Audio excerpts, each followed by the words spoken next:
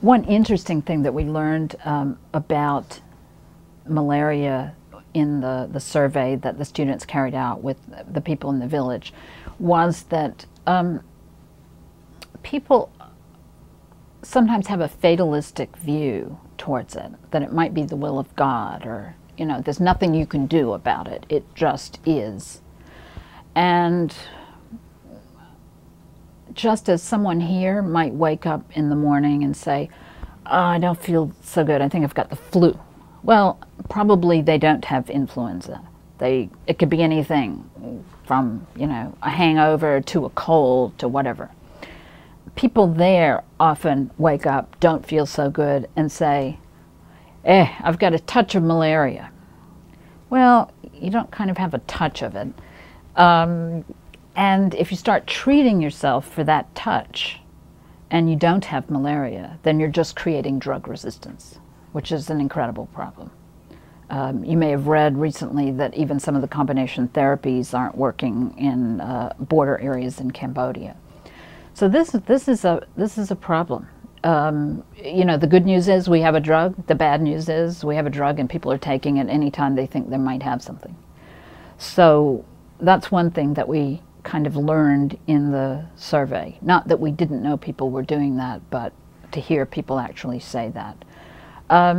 We also learned how much they think of the health center in terms of a place to get good information. They really, in this case, I think it's a credit to Sister Goretti and her team that they trusted the information they got there and would try to use it.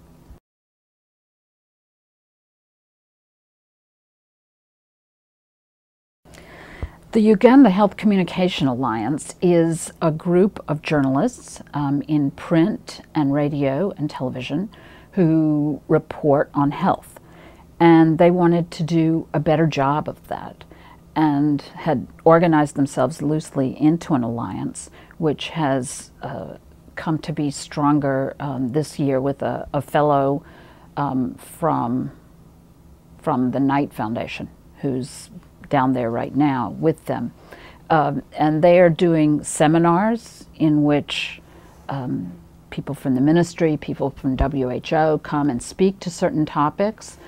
They're doing debates like using DDT or not using DDT to combat malaria.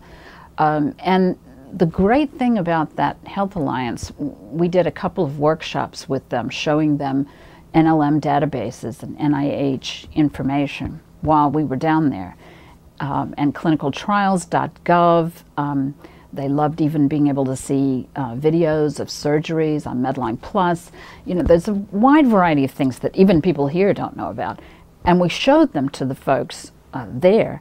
And what's great about doing something for the journalists is that you can go onto the web and you can Google their newspaper and you can see whether they're using what they learned. And sure enough, you can see Medline Plus quoted time after time after time. It's wonderful.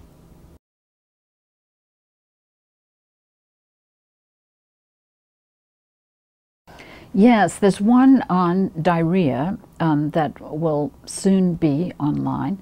The most interesting thing I think about that tutorial was that everyone's heard about ORT therapy, and it's a good thing, there's no doubt. But we had, in that tutorial originally, we had the little spoonfuls as measuring things that you see when you're, it's an image that everybody's familiar with. And one of the doctors who was advising this project, who has lived in the western part of Uganda treating huge numbers of people from a large area, he said, people don't know what that is. They don't have the measuring spoon. If they try to measure something, they could make it worse. The best thing to tell them is to go to the health clinic and get a packet, which has everything pre-measured in it, or to drink water.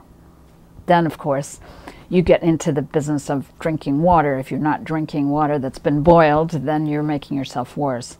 So there are no easy answers. There are no magic bullets. We have to always treat things in their context. and try to give people a way to solve their own problems that's useful to them, not that seems easy from our side to kind of roll out quickly. There's another tutorial that we're developing on mental health. Now, mental health doesn't rank in the great burdens that people are addressing today in terms of foundations and big organizations. But it's an incredible problem, especially in war-torn areas of the world.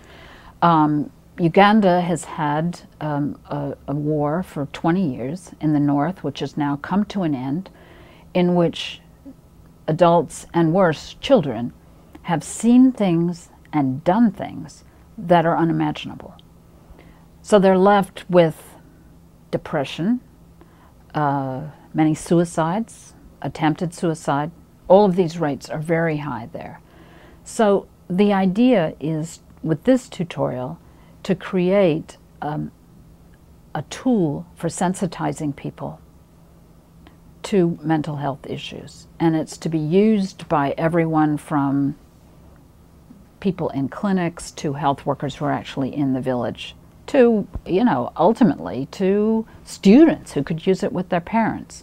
It's aimed at teens, and the text, which has now been completed, is going to be, and this is different, run in a national newspaper that comes out, a special edition comes out on Saturday called the Saturday Vision, and a contest will be carried out for people from the north, preferably, to illustrate this text. And then each week there'll be winners, and finally there'll be a final version which can be distributed through the newspaper as well. So what we're doing here is we're inviting people in the community, hopefully teens, to draw pictures that illustrate the text. As we see their pictures, we'll also find out things that we didn't know before, and the text will change. So it's a real dynamic, it's a real dialectic with the community that I'm looking forward to having. And I think it uses some processes that are already in place that people enjoy, entering contests. The paper even does focus groups with teachers, so there's a distribution angle to this that really is already in place that we can take advantage of. And once again, I'm working with students, a team of medical students, in a medical school in the north, in Gulu, that was founded just a few years ago, in the midst of war. So it's a wonderful project.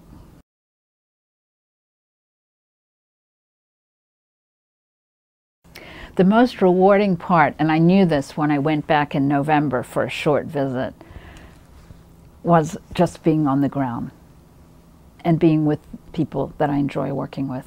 You know, the biggest reward, I think, is working with Ugandan colleagues. I just enjoy it so much, whether they're doctors, researchers, and especially the students, because really they're the hope, they're the future, but yet they're not really being paid much attention to. So they're terrific. They're very creative and very energetic. So I would say that's the most rewarding piece. And it was also very rewarding to be on the ground representing the National Library of Medicine and the National Institutes of Health. I feel it's a wonderful face of the U.S. government. I felt very proud to say, and these resources are available to you for free, no advertising. They've been vetted, peer-reviewed, and there's no cost, and it's thanks to the American taxpayer.